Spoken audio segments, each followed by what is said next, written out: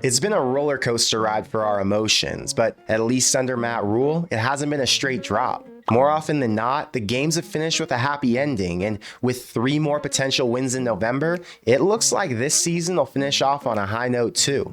Kansas bounced back from the darkest depths and popped up in the top 20 this week, so if you ever had doubts about Nebraska's future, don't.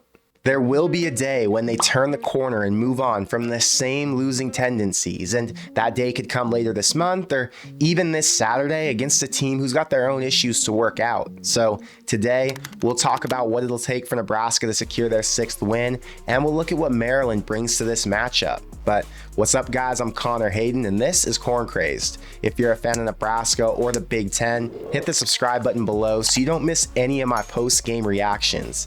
And if you're paying for the $6 Peacock subscription to watch the game this week, hit the like button and help us get to 1,000. But now, let's get into it. He's hit and set. He's taking a shot downfield, wide open end zone, caught, touchdown. In the updated top 25, Iowa managed to climb back in, and they rank higher than Kansas State and North Carolina, 2 teams I think are better than them, but it's a mid-season ranking, so it means nothing anyway. I was looking at game spreads for this week, and the Pac-12 has Arizona, UCLA, and Washington all listed as a touchdown plus favorite.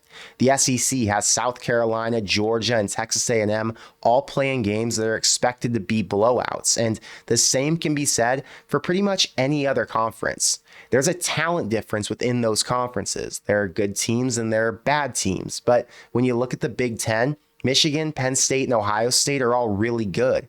Everybody else, not so much.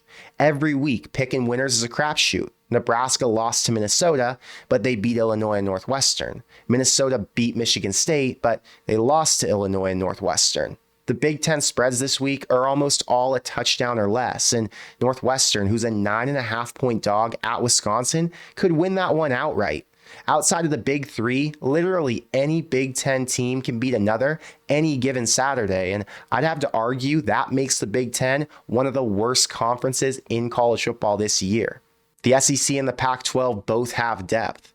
The Big 12 doesn't have any dominant teams, but they have 5 really good ones. Ohio State and Michigan take 1st and 3rd place for now, but they've benefited from playing other Big 10 teams who have been playing bad all year.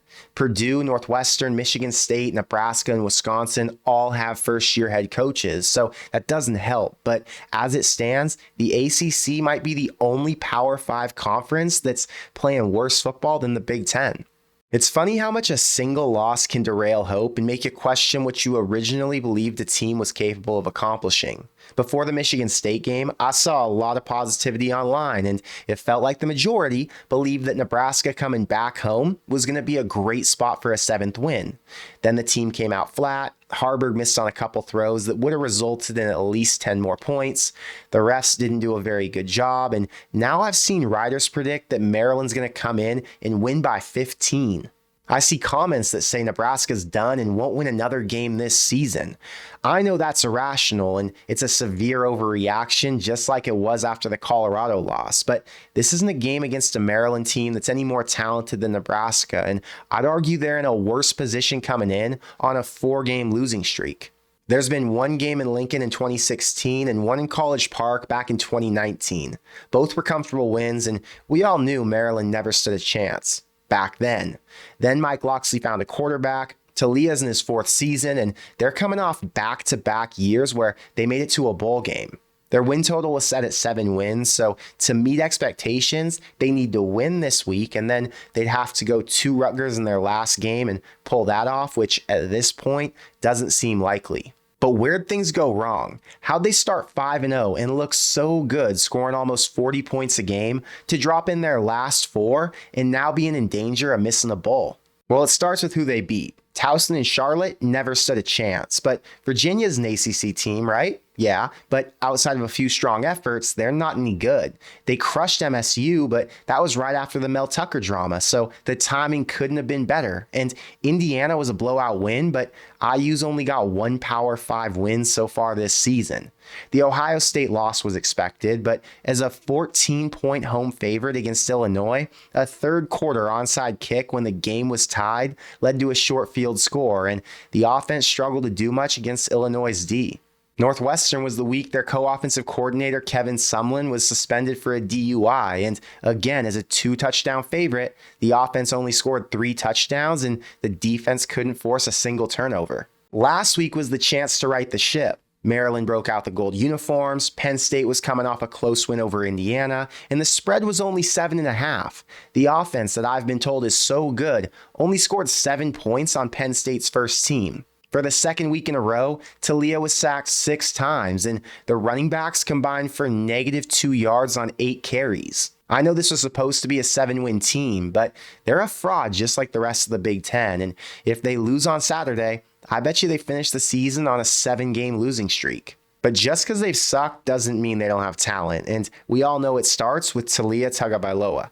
He's completing 65% of his passes with a 21-7 TD to interception ratio, and if they weren't in the bottom 4 in sacks allowed for Big Ten teams, his numbers would be even better. Their rushing offense ranks 108th with only 116 yards a game, but they've got a really talented back in Roman Hemby who ran for almost 1,000 last year, but hasn't been anywhere near as productive this season.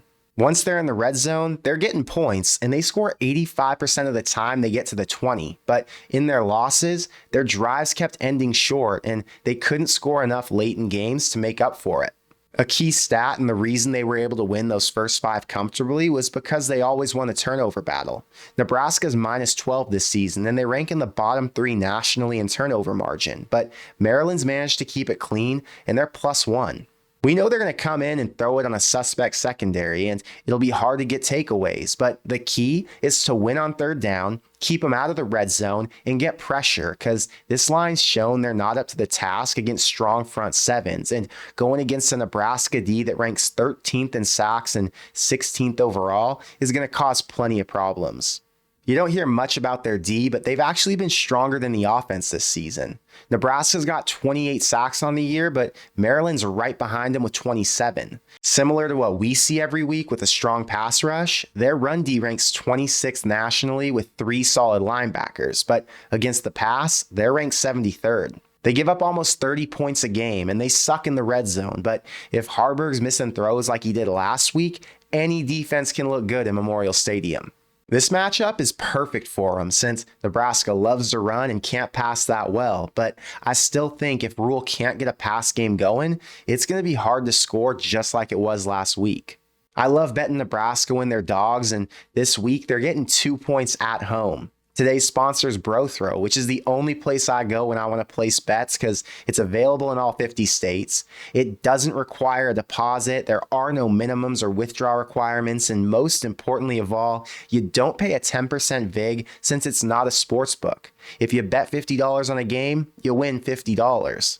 We have over 1,200 Corn Crate subscribers in our group on the site, and a bunch of us bet on college and the NFL every week. So if you want to bet on spreads, totals, and money lines with better odds than any sportsbook's going to offer you or any of the other sites you use, you can join us for free at brothrow.com/GBR to take action on this game or any others you're watching this week.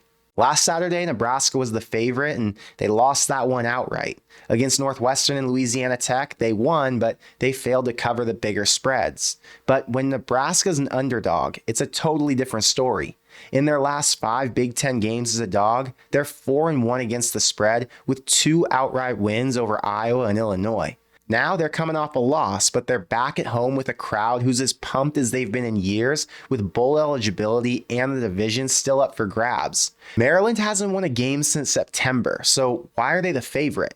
Because Harburg missed some throws and the refs didn't do their job last week? Is the line favoring the team that doesn't turn it over as often? The total at 44 tells us that Vegas thinks this will be a 23-20 Maryland win, which sounds fair, but if you want to take the under, I don't hate it since that would have hit 4 out of the last 6 games against Big Ten teams this season.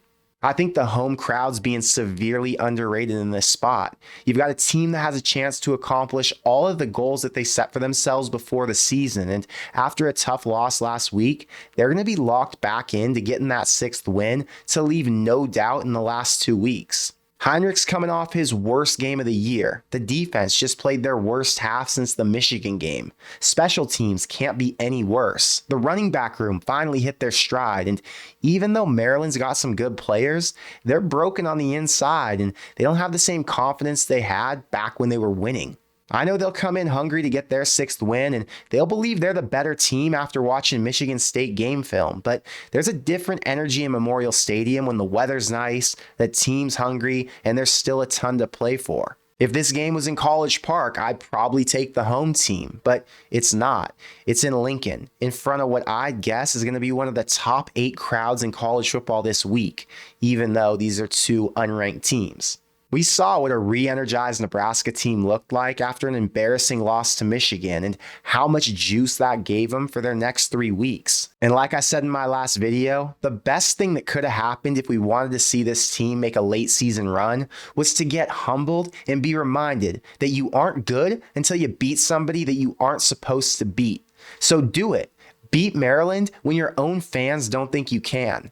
I'm not one of them though, so I've got Nebraska winning 27-17 with revenge on their minds and 85,000 fans in their corner. The 6th win celebration was stolen from us last week, but it's not going to happen twice. They came out flat against a hungrier team and a painful lesson was learned. Just like I said last week, it's not about them, it's about us. Michigan State couldn't win that game. They needed Nebraska to lose it. And now we're looking at a similar situation. The game rests in the QB's hands, and as long as he can score more TDs than he throws interceptions, it should be a fun Saturday. But I want to know what you think, so let me know in the comments below. Will the defense come up with some takeaways against Talia and some of their other ball carriers? Does Harburg bounce back and protect the ball better, knowing that's what cost him the game last week? And which receiver steps up and makes a play?